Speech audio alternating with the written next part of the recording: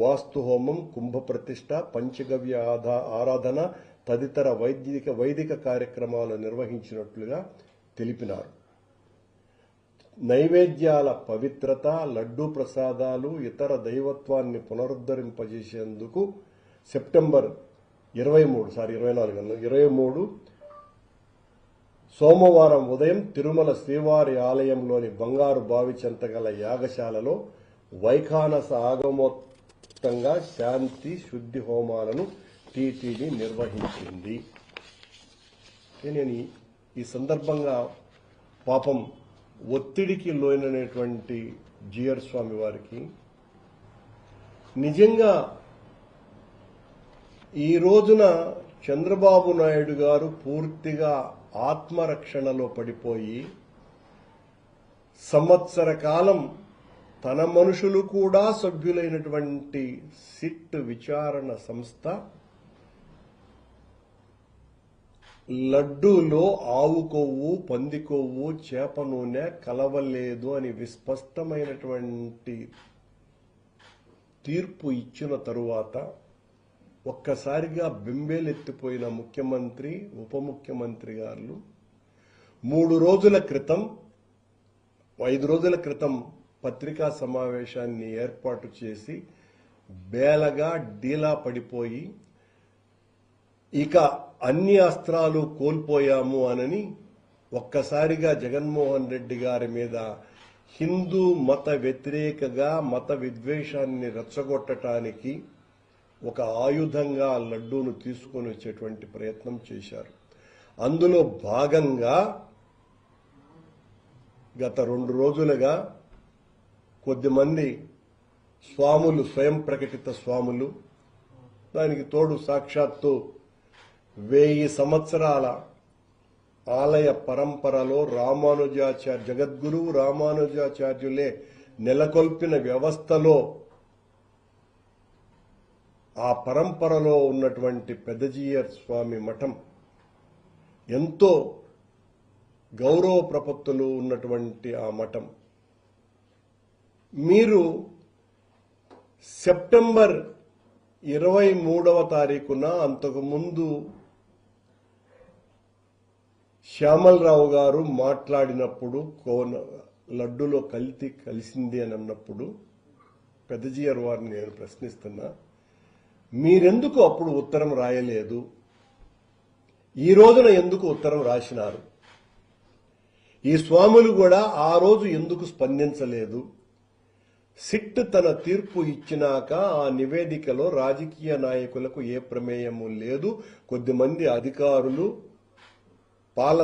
నెయ్యి సరఫరాదారులు, ఆ నైపుణ్యం కలిగిన టెక్నికల్ ఎక్స్పర్ట్స్ వీళ్లు ముగ్గురు కుమ్మక్కై చేసినటువంటి నేరం ఇది అని ప్రకటించితే నా తరువాత జగన్మోహన్ రెడ్డి గారి కింద పాలక మండలి అధ్యక్షులకు గాని ఏ రకమైన ప్రమేయము లేదు అని విస్పష్టంగా చెప్పిన తరువాత ఆత్మరక్షణలో పడిపోయినటువంటి చంద్రబాబు నాయుడు గారు ఒక్కసారిగా ఈ కొత్త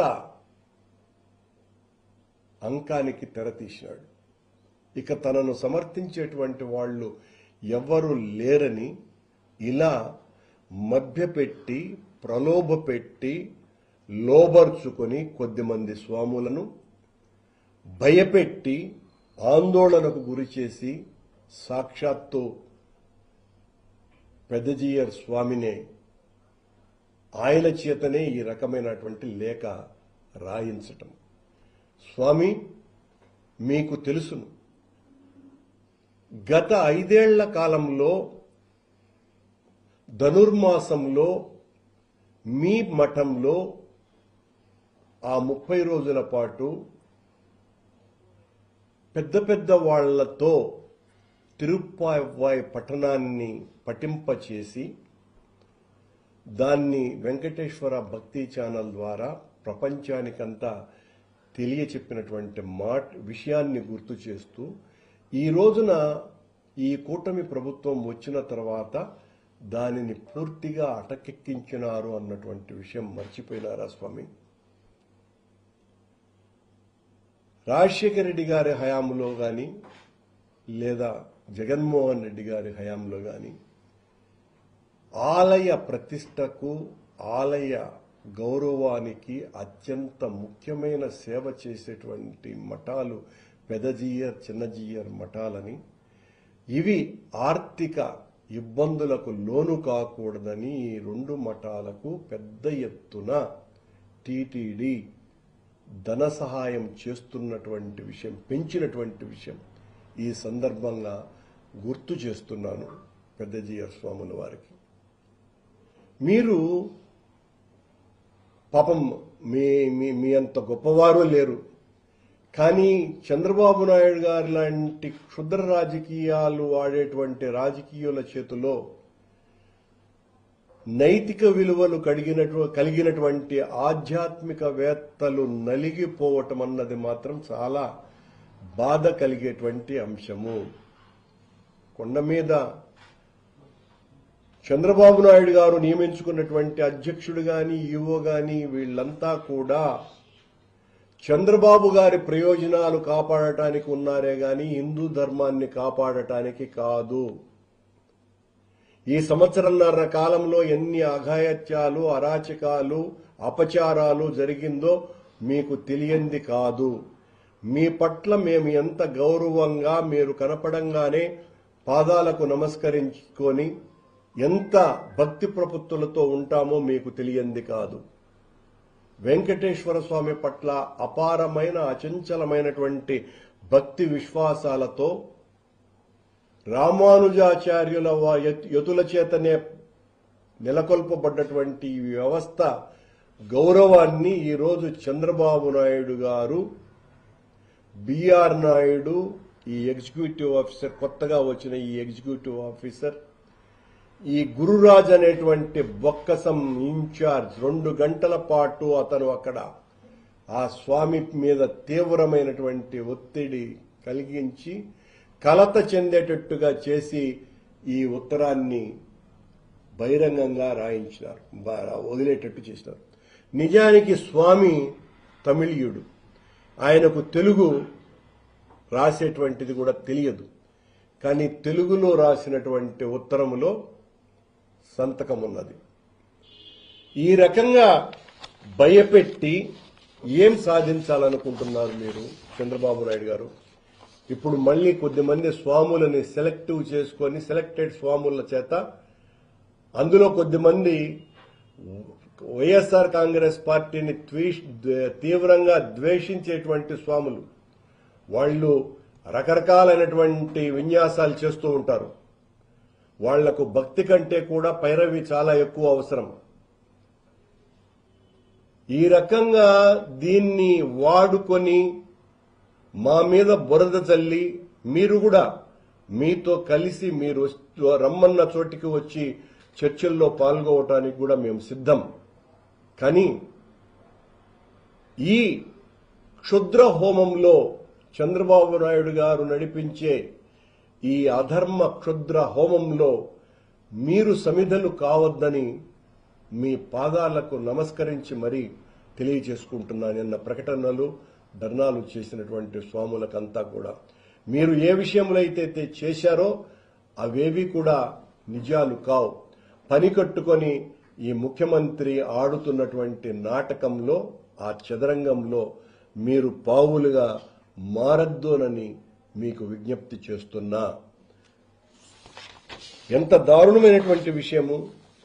ఎన్డీడీబీ, ఎన్డీఆర్ఐ స్పష్టంగా ఎక్కడా జంతువుల కొవ్వు కలవలేదు అని విస్పష్టంగా ప్రకటించిన తర్వాత, సంవత్సరం పాటు విచారణ చేసి జరిపి ఆ తర్వాత కోర్టుకు నివేదించిన తర్వాత ఒక్కసారిగా తెలుగుదేశం పార్టీకి సంబంధించిన పత్రికల వాళ్ళు, మీడియా సంస్థలు ఆ సిబిఐ ఎంక్వైరీ మీదనే దాడి చేస్తూ, తప్పులు పడుతూ 20 రోజులుగా విపరీతమైనటువంటి వైరుధ్య విరుద్ధ వ్యతిరేక ప్రచారాలు చేస్తూ ఉంటే దానిని గమనించకుండా చంద్రబాబు ఆడుతున్నటువంటి నాటకంలో జగన్మోహన్ రెడ్డి హిందూ ద్వేషి అనేటువంటి ఒక బ్యాడ్ ఆలోచనతో ఆయన చేస్తున్నటువంటి ఈ ఘోర కలికి జగన్మోహన్ రెడ్డి గారు, రాజశేఖర రెడ్డి గారు చేసినంత మంచి హైందవ సమాజానికి ఒక్కటంటే ఒక్కటి కూడా చంద్రబాబు నాయుడు గారు చేయల. మతాంతీకరణ కోసమని ఇతర మతస్థుల వాళ్ళు హైందవ మతాన్ని స్వీకరించటానికి సిద్ధంగా ఉంటే, హిందువుగా మారటానికి వాళ్ళు సిద్ధంగా ఉంటే కొండ మీద ఒక పీఠాన్ని ఏర్పాటు చేసేటువంటి నిర్ణయాన్ని తీసుకున్నది జగన్మోహన్ రెడ్డి గారి ప్రభుత్వం. ఇంతకంటే గొప్ప విషయం ఏమున్నది? ఈ రోజున కింద అలిపిరి దగ్గర జరుగుతున్నటువంటి మొత్తం లోకంలో ఉన్నటువంటి భక్తులందరికీ కూడా స్వామివారి అనుగ్రహం లభించాలన్నటువంటి ఒక గొప్ప ఆలోచనతో శ్రీనివాస దివ్యానుగ్రహ హోమం నిరంతరాయంగా జరుపుతున్నది ఎవరు? కొత్తగా చంద్రబాబు నాయుడు గారి ప్రభుత్వం చేసినటువంటి పని ఏమీ లేదని, మా మీద దాడి చేయటమే తప్ప వాళ్ల రెడ్ బుక్ రాజ్యాంగం ఈ రోజున సాక్షాత్తు పెద్దజీయర్ స్వామి మీదకే మళ్ళింది. ఆ రెడ్ బుక్ రాజ్యాంగం పెద్దజీయర్ స్వామినే కబళించింది అంటే ఇందులో కుట్రదారులైనటువంటి వాళ్ళు ఖచ్చితంగా తీవ్రమైన మూల్యం చెల్లించుకోవాల్సి వస్తుంది. జగన్మోహన్ రెడ్డి గారిని రాజకీయంగా ఎదుర్కోలేక ఈ రకంగా దైవద్రోహిగా చిత్రీకరించి అపచారాలు చేయటానికి ఆద్యుడు ఆయనేననేటువంటి ఈ మోసపూరితమైనటువంటి ప్రచారంలో మమ్మల్ని బలి చేయడానికి కుట్ర పన్నుతున్నటువంటి వాళ్ళందరూ కూడా తీవ్రమైన మూల్యం చెల్లించుకోవాల్సిన పరిస్థితి తప్పకుండా వస్తుంది. అసలు మేము వైకుంఠ ఏకాదశి పర్వదినానికి సంబంధించి 108 శ్రీ వైష్ణవ దివ్యక్షేత్రాలలో అనుసరిస్తున్నటువంటి విధానాన్ని మొట్టమొదట పెద్దజీయర్ స్వామినే సంప్రదించి ఆయన అనుగ్రహాన్ని పొందిన తరువాతనే మొత్తం 36 మంది పీఠాధిపతులందరినీ కూడా సంప్రదించి వాళ్ల సూచనలతో వైకుంఠ ఏకాదశిని తిరుమలలో కూడా 10 రోజుల పాటు జరపాలని నిర్ణయం తీసుకోవటం జరిగింది.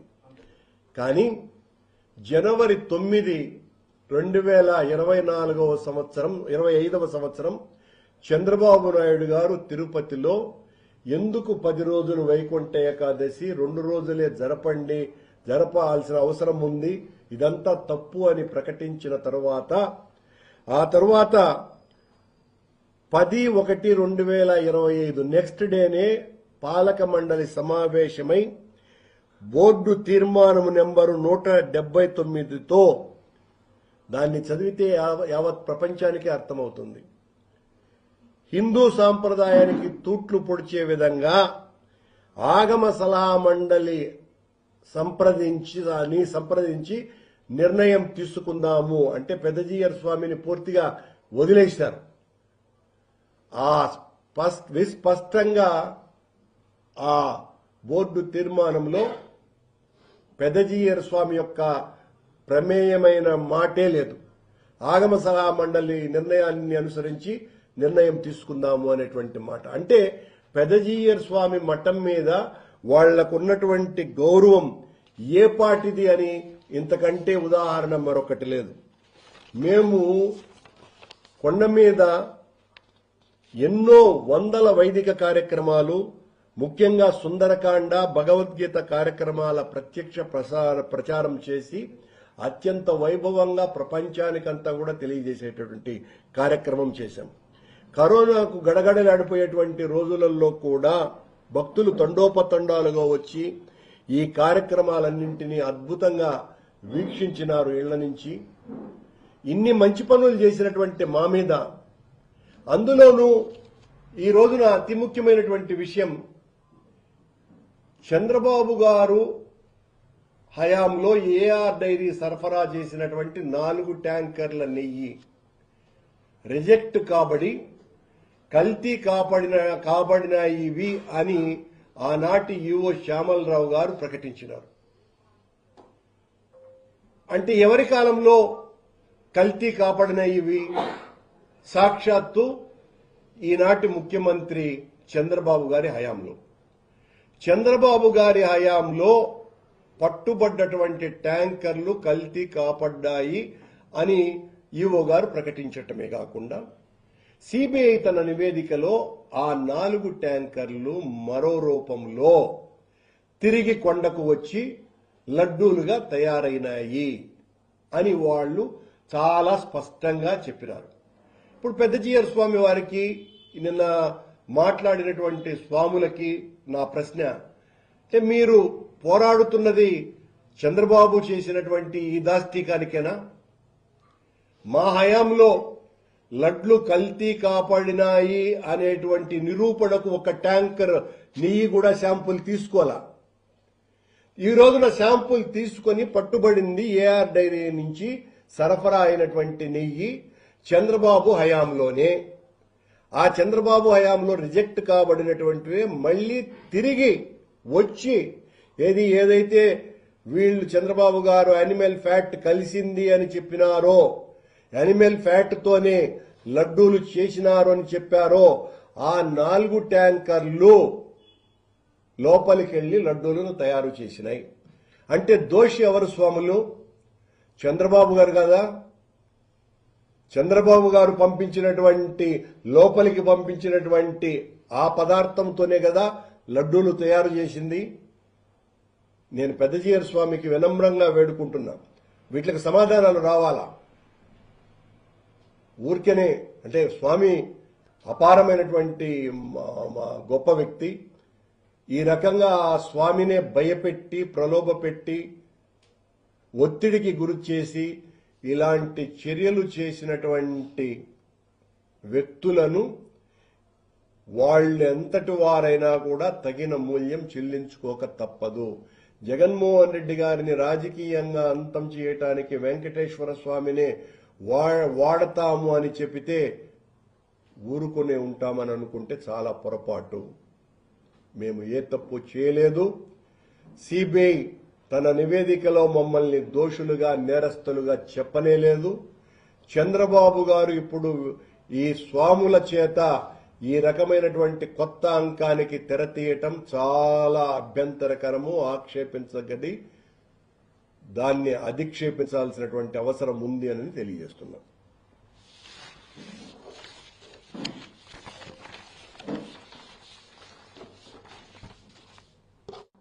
పరమ పూజ్యులు, పరివ్రాజికాచార్యులు, నరరూప నారాయణులు, శ్రీ శ్రీ శ్రీ శటగోప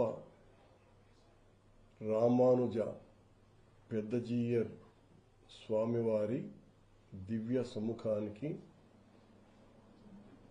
నా బహిరంగ విన్నపమిది. స్వామివారు రాత్రి ఒక లేఖ విడుదల చేశారు. వెంకటేశ్వర స్వామి ఆలయ సాంప్రదాయాలకు, సంస్కృతికి భిన్నంగా మొట్టమొదటిసారిగా పెద్ద జీయర్ స్వామివారి చేతనే లేఖ, బహిరంగ లేఖ రాయించినారు. ఈ లేఖ బలవంతంగా క్షుద్ర రాజకీయ హోమంలో పెద్ద జీయర్ మఠాన్ని సమిధగా వాడుకోవటానికి ముఖ్యమంత్రి చంద్రబాబు నాయుడు గారు తన తాబేదారు అయినటువంటి పాలక మండలి అధ్యక్షుడు బిఆర్ నాయుడు గారు, అలాగే పదవి కోసమని వెంపర్లాడి ప్రాకులాడి ఎగ్జిక్యూటివ్ ఆఫీసర్గా వచ్చిన ముద్దాడ రవిచంద్ర గారు, వీళ్ళ ఇద్దరి కుట్రలో వీళ్ళు బొక్కసం ఇన్ఛార్జ్ అయినటువంటి ఒక అవినీతిపరుడైన అధికారి గురురాజ్ ని పంపించి దాదాపు 2 గంటల పాటు పెద్దజీయర్ స్వామిని తీవ్రంగా ఒత్తిడి చేసి ఆందోళనకు గురి చేసి ఆయన మీద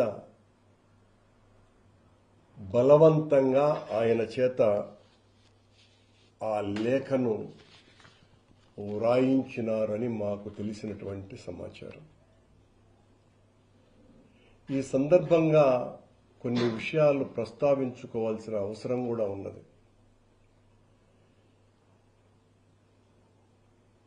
పెదజియర్ గారి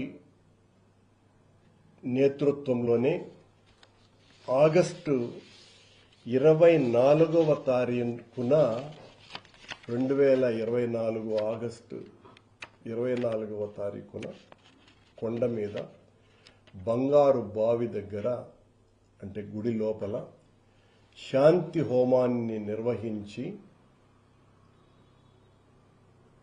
ఆలయ సంప్రోక్షణ గావించి ఆగమ పండితుల సహకారం సూచనలతో ఆలయ అర్చకుల చేత ఈ హోమాన్ని నిర్వహించినారు. ఎందుకు అని అంటే ఇక మీదట ఏ తప్పులు జరగవని, జరిగిన తప్పులకు ప్రాయశ్చిత్తంగా ఈ మహాసంప్రోక్షణ చేస్తున్నామని, ఇక నుంచి లడ్డూ ప్రసాదాలు నైవేద్యాలకు ఎలాంటి దోషాలు ఉండవని భక్తులు సంతోషంగా స్వీకరించవచ్చునని సాక్షాత్తు ఈఓ శ్యామలరావు గారు తన ఇద్దరు ఐఏఎస్ అధికారులైన కుడి ఎడమలు వెంకయ్య చౌదరి గారు మరియు వీరబ్రహ్మం గారులతో కలిసి పత్రికా సమావేశం ఏర్పాటు చేసి ఉదయం 6 గంటల నుంచి 10 గంటల వరకు ఋత్వికులు వాస్తుశుద్ధి కుంభజాల సంప్రోక్షణ నిర్వహించారు అని అన్నారు.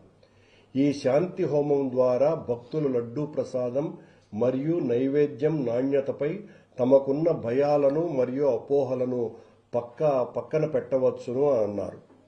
ఈ కార్యక్రమంలో ప్రధాన అర్చకులు వేణుగోపాలస్వామి, ఆగమ సలహాదారు మోహనానందరాచార్యులు, యాగశాలలో సంకల్పం, విశ్వక్సేన ఆరాధన, పుణ్యాహవచనం, వాస్తు హోమం, కుంభ ప్రతిష్ట, పంచగవ్య ఆరాధన తదితర వైదిక కార్యక్రమాలు నిర్వహించినట్లుగా తెలిపినారు. నైవేద్యాల పవిత్రత, లడ్డూ ప్రసాదాలు, ఇతర దైవత్వాన్ని పునరుద్ధరింపజేసేందుకు సెప్టెంబర్ 23 సోమవారం ఉదయం తిరుమల శ్రీవారి ఆలయంలోని బంగారు బావి చెంతగల యాగశాలలో వైఖానస ఆగమోక్తంగా శాంతి శుద్ధి హోమాలను టీటీడీ నిర్వహించింది. నేను ఈ సందర్భంగా పాపం ఒత్తిడికి లోనైనటువంటి జియర్ స్వామి వారికి నిజంగా ఈ రోజున చంద్రబాబు నాయుడు గారు పూర్తిగా ఆత్మరక్షణలో పడిపోయి సంవత్సర కాలం తన మనుషులు కూడా సభ్యులైనటువంటి సిట్ విచారణ సంస్థ లడ్డూలో ఆవు కొవ్వు, పంది కొవ్వు, చేప నూనె కలవలేదు అని విస్పష్టమైనటువంటి తీర్పు ఇచ్చిన తరువాత ఒక్కసారిగా బెంబేలెత్తిపోయిన ముఖ్యమంత్రి, ఉప ముఖ్యమంత్రి గారు 5 రోజుల క్రితం పత్రికా సమావేశాన్ని ఏర్పాటు చేసి బేలగా డీలా పడిపోయి ఇక అన్ని అస్త్రాలు కోల్పోయాము అనని ఒక్కసారిగా జగన్మోహన్ రెడ్డి గారి మీద హిందూ మత వ్యతిరేకగా మత విద్వేషాన్ని రెచ్చగొట్టడానికి ఒక ఆయుధంగా లడ్డూను తీసుకొని వచ్చేటువంటి ప్రయత్నం చేశారు. అందులో భాగంగా